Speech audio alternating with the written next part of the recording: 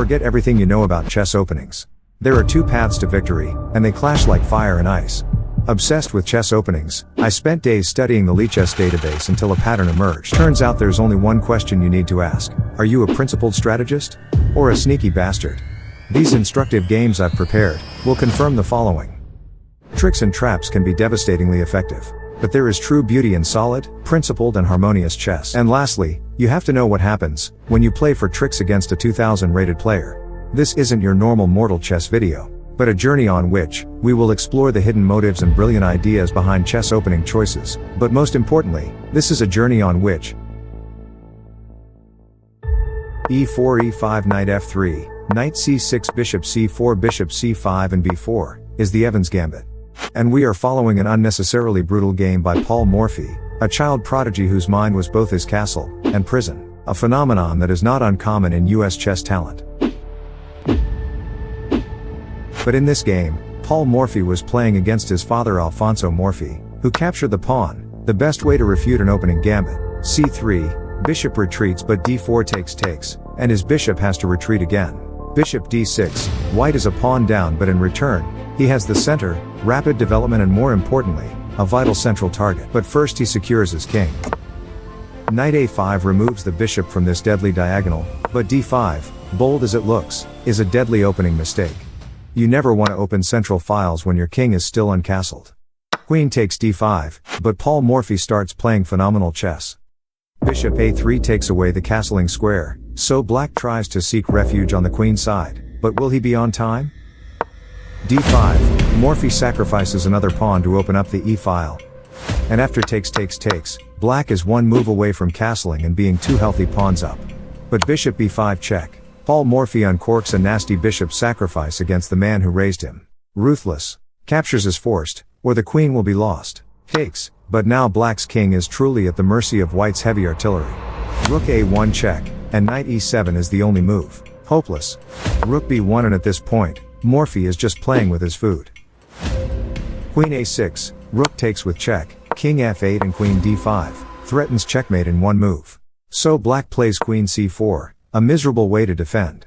Because first of all, rook takes c7 discovered check, and black will lose his queen or worse. But chess rule number 27 says, if you see a good move, pause, and look for a better one. Rook takes f7 double check. King g8 and comment down below if you can see the devastating knockout blow. But before you rush off to destroy your dad, there is a beauty in solid and principled chess you can only truly appreciate once you've witnessed Hikaru Nakamura playing the king's Indian defense. d4 knight f6, c4 g6, knight c3 and after bishop g7 and e4, two things have happened. Wesley So with the white pieces, has completely taken over the center of the board, and Hikaru Nakamura with d6 has assumed king's Indian formation. Rock solid. Because after knight f3 and castles, white is not getting to this king anytime soon. And I know black's setup seems a little too tame, a little too passive for your liking. But what if I told you, the king's Indian defense is arguably the deadliest opening you can play with the black pieces, and that this game in particular, will blow your mind. Bishop e2, but now that black's king is secure, he starts attacking white's massive center. e5 castles and knight c6, is what strategic chess looks like. Nakamura does not bolt for Wesley's throat. He instead lets the attack build up organically by playing principled opening moves.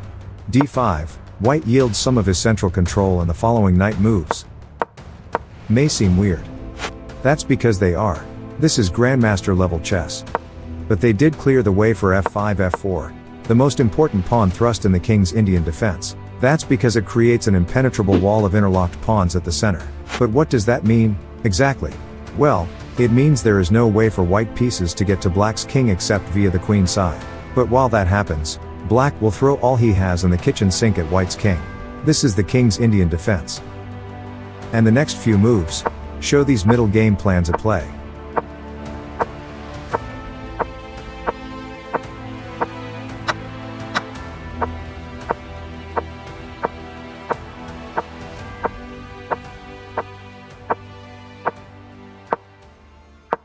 In this position, in order to clear all these pawns and drag white's king out in the open, Nakamura starts playing like a madman. h4, sacrifices the first pawn. Takes and f3, sacrifices the second pawn. Takes, and Nakamura sacrifices the knight! And now, he sacrifices? While leaving his bishop hanging in the process. That's 2 pawns, a knight, a rook and a bishop. Hikaru Nakamura is going straight to hell. But the pursuit of checkmate is more virtuous than the accumulation of material riches. Someone add that verse to the Bible, just below the right to bear arms or some other verse. Because rook f1 check is the beginning of a king's journey to the square g6, where it will meet its gruesome and graphic demise. Bishop e3, so that if white takes the rook, after h4, it's checkmate in 2 moves. This position is a minefield of checkmates for white. In fact, after bishop g3, pawn takes and rook takes, the engine says it's checkmate in 12 moves. Don't bother pausing the video. You could sooner figure out how to pleasure a pigeon than find this checkmate. In some games you just have to sit back, relax and witness sweet grandmaster sadism on display.